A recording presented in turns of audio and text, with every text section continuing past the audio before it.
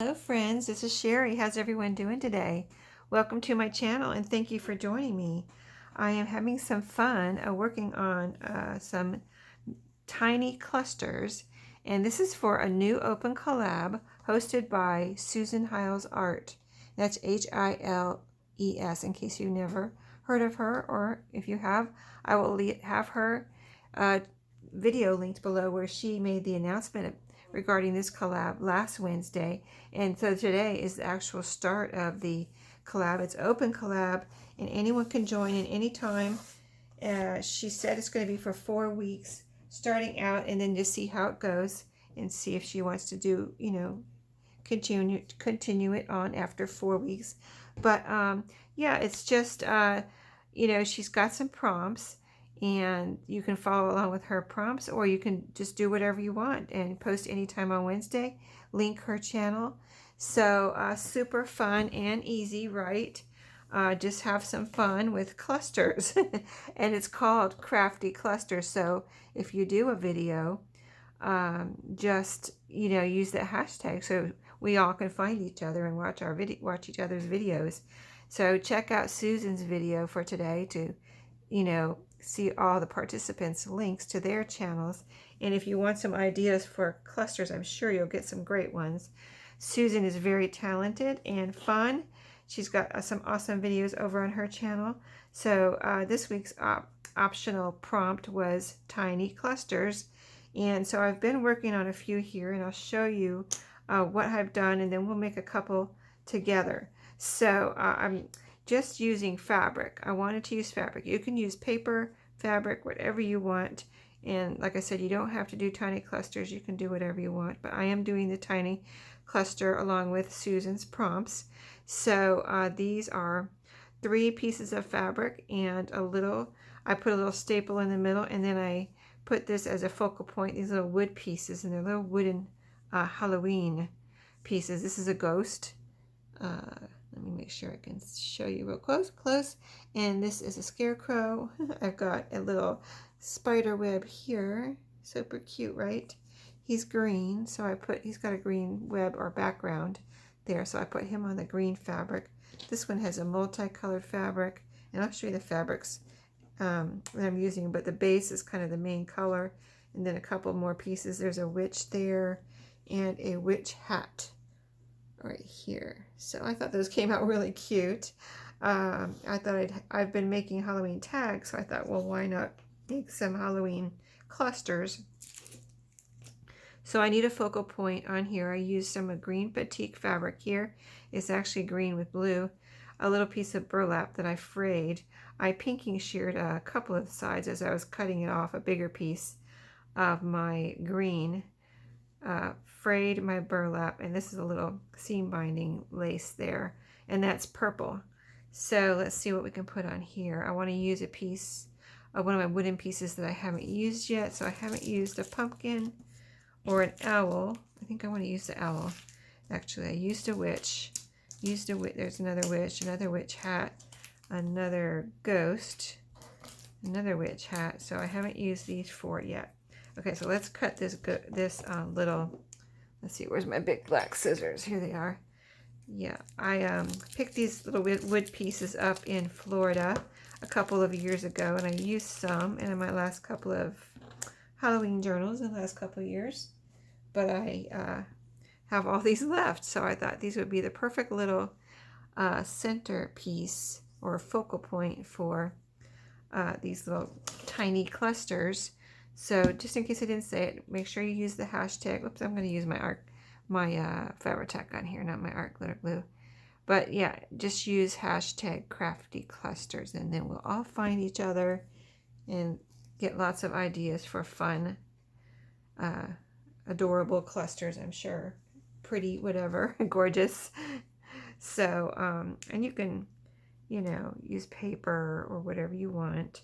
So I'm just putting some Fabri-Tac on here and gluing it down. And so you can use buttons or whatever if you don't even have to have a focal point really. But you can use, if you do want a focal point, you can use buttons or just whatever you have. Little flowers or anything, whatever you think is pretty and whatever you like. So that is our owl. So cute. I really love how these are turning out. So let's see. For the background on the ghost here and the scarecrow, these two, I used this fabric here I pulled out because it has all of these colors that I wanted to work with. For Halloween, orange, it has orange in it, it has a brown background, purple and green. It has some blue in there too. I've got this orange fabric, which I haven't used any of yet, and purple seam binding, and then a bunch of other stuff I pulled out here. Let's see. I really like the green, but I already have 4 green. So let's see what else I have. I can cut this. I don't have, let's cut this, and then we'll have a nice orange, or actually I have my batik here too. Let's use that as a background so I don't have to worry about that. I need to use this up anyway, this little scrap here. So I'm just like, when I get a little scrap like this, I'm just using my pinking shears to cut it. Is it? Yeah, it's folded. No, it's not folded. Okay, that's why I can't get it unfolded. It's not folded. So let's see, what's the best way to use this? Maybe cut it right in half. That way I won't make any scraps here. And these were working so good last night. Now it doesn't want to cut. They don't want to cut. My pinking shears don't want to cut tonight. Okay, here we go. Now, let's see, we got a little piece right there, a little string. Okay, so that's going to be my base. Let's use, I haven't used any of this yet. And we've got 2 pieces there if I want. So let's cut a piece of this. It's wired, this is that wired ribbon in with the lace from Dollar Tree. I pulled that out as a possibility. So let me see how big of a piece I want. That looks good. Oh, I like that lace too. That might be all we need because that's my 3 layers right there. So this lace is a little loose, but like I'm just stapling in the middle anyway. So I've got my generic tiny tacher here. It's not a Tim Holtz, but it works fine. So since this is loose, I might just turn this a little bit, this lace, you know what I mean? Instead of having it straight across like that. So just stapling, the stapler goes fine through 3 pieces of fabric, no problem.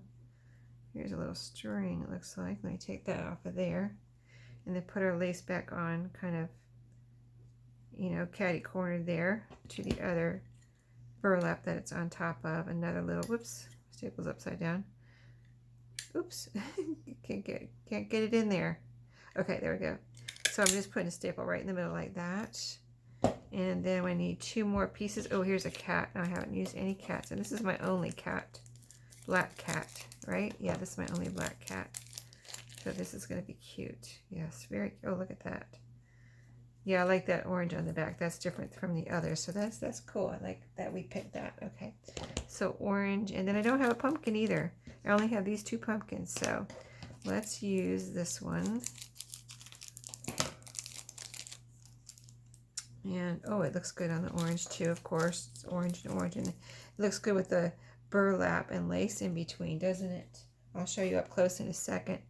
Let's just go ahead. So I made these pretty quick. And look, I just made these 2 really quick, right? So yeah, if you have 15, 20, 30 minutes, you can sit down and make yourself a ton of these tiny clusters. So I put quite a bit of glue on there because I want it to all, I want this to hold. So let's see if we want to get, how we want to get it on here. I want to make sure all 3 layers of my fabric show. So I'm going to just do it like that. Under the pumpkin, you know. So like this is a double pumpkin, a mommy and a baby. And then here's our black cat. He's so cute, isn't he? Look at that. Adorable.